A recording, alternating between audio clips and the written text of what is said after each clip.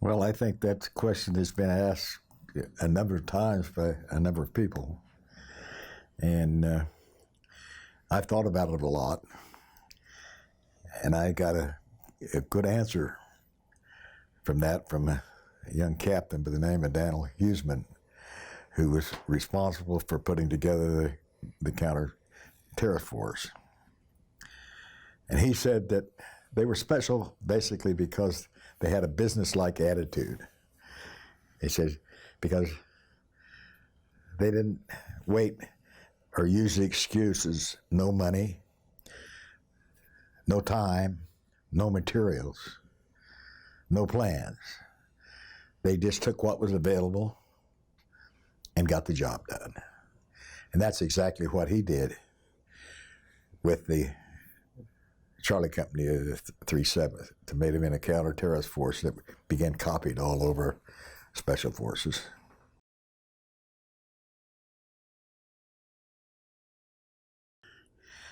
When I was his S3 Air in the 8th Special Forces Group, I had for years used the 5-paragraph field order in order to suggest changes to policies, plans, and other things.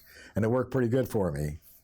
But I got a little overambitious, and I tried to make a change at very high level at Southcom staff plans, and it was rejected, and he called me down to talk with me. And he said, "You've done pretty good with these studies, but this one's gone too far.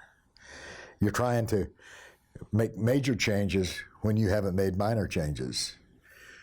So what you do," and he picked up his fountain pen, and he dropped the blot of ink in his cup. And he said, "First of all, you color the cup full of water.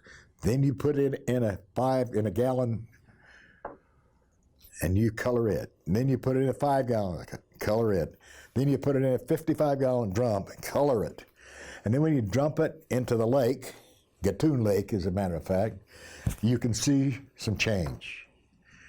So what you do is you go step by step, slowly, continually, step by step, and reach to the major stages."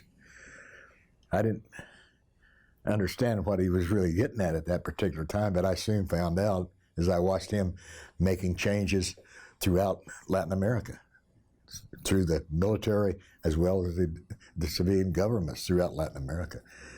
So slowly, step by step is the way to go.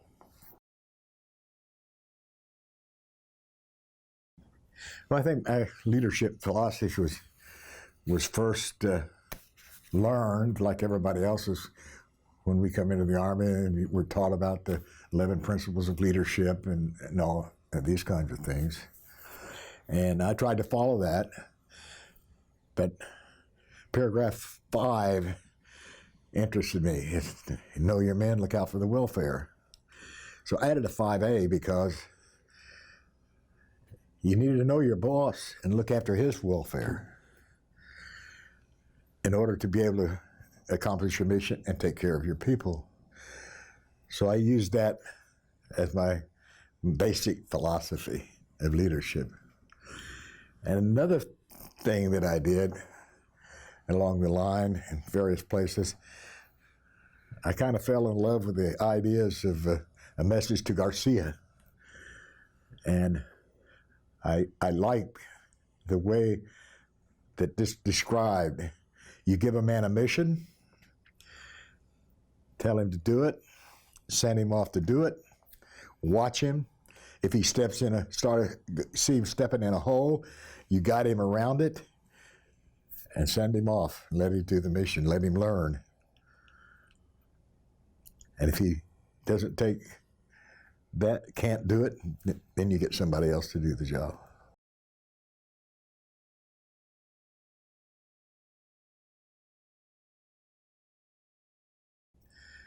I was honored to be referred to by many of my troops, especially the 3rd of the 7th Special Forces, and my people in the Southern True Copper Corporation after I retired that I put together in the security field.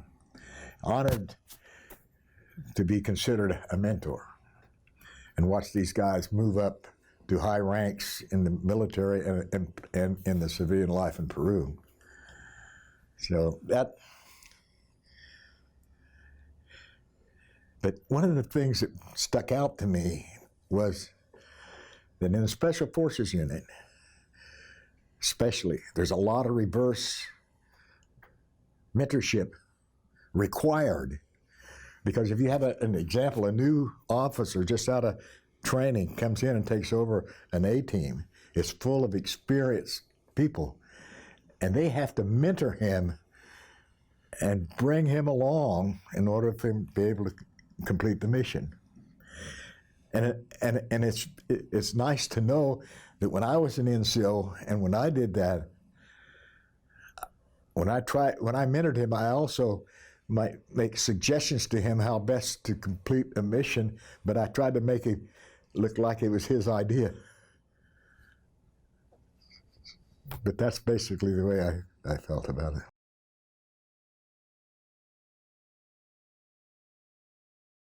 Well, it's happened quite a bit, but this particular instance with a new battalion commander who never had a command. And when we have a mission to move from one point to the other down in the thick brush, wait a minute vines, and all this,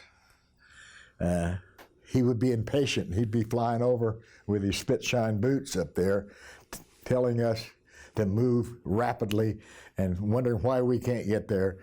And I exploded finally one day and told him he needed to get his ass down there and find out why we couldn't move rapidly through the place. Well, that night I felt pretty bad about blasting over the air, so I went in to talk to him about it. And I explained to him basically, sir, you really need to get out there. And you need to see what's going on down there and how difficult it is so you can understand. And you know what? He went out with a recon platoon and spent the whole day in difficult terrain. He almost passed out. But he learned, and he was a changed man. So that's a little bit of reverse mentorship, I guess.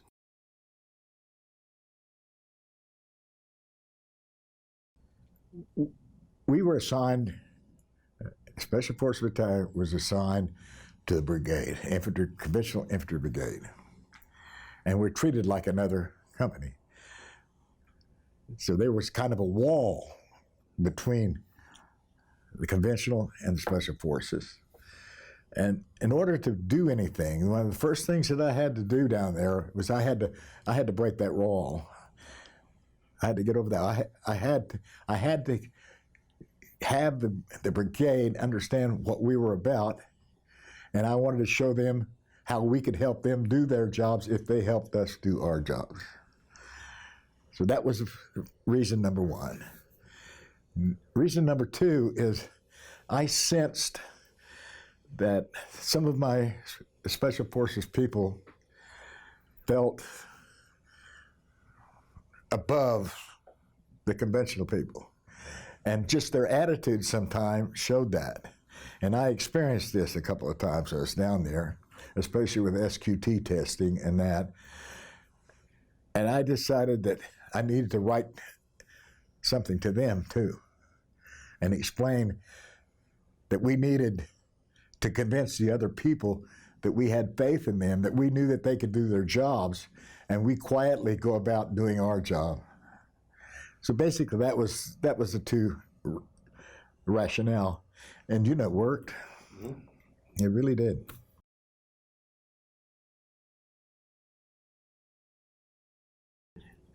Colonel Mike did a lot for me.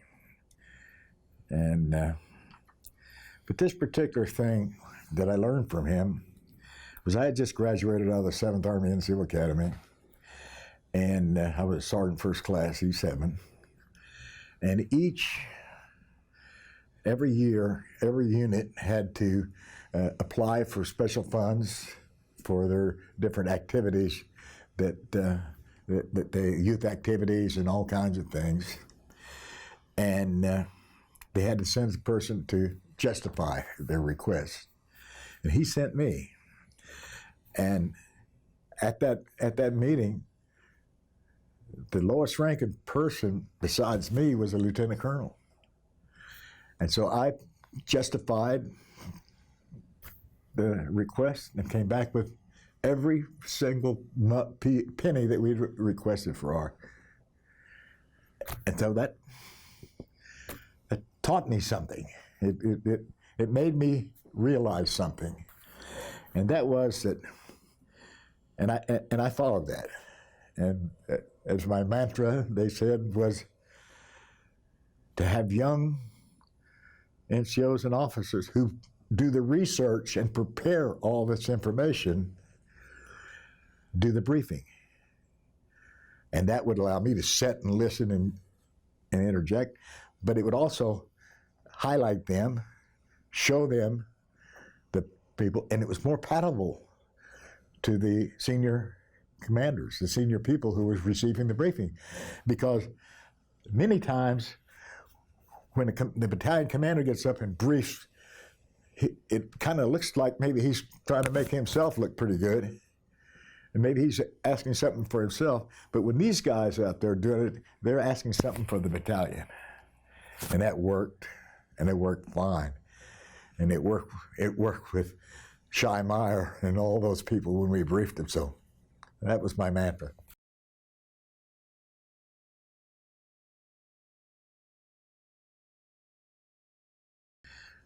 Basically, when I was commander of the 3rd and the 7th,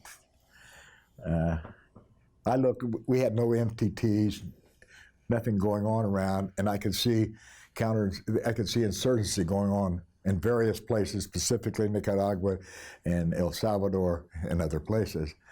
So I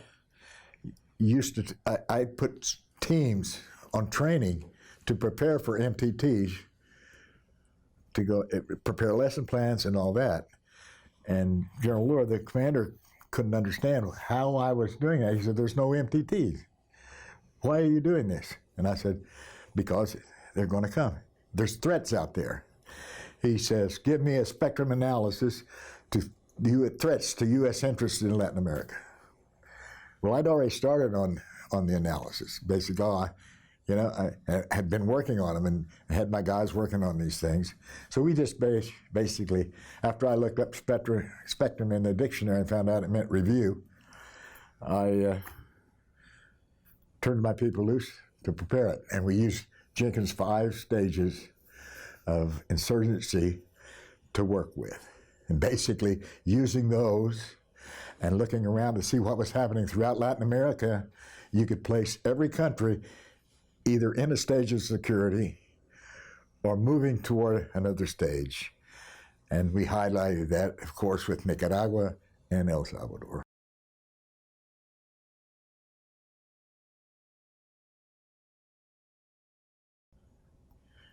Well, it was kind of known already that if you're going to teach officers, if there's officers in the class in Latin America, you better have an officer brief. Okay? And when I got the MTT with Isabelina, Master Sergeant Isabelina Vasquez, we had to develop all these lesson plans, and we had to learn about the very new weapon that had just been issued to the 4th and 10th Infantry down there in Panama.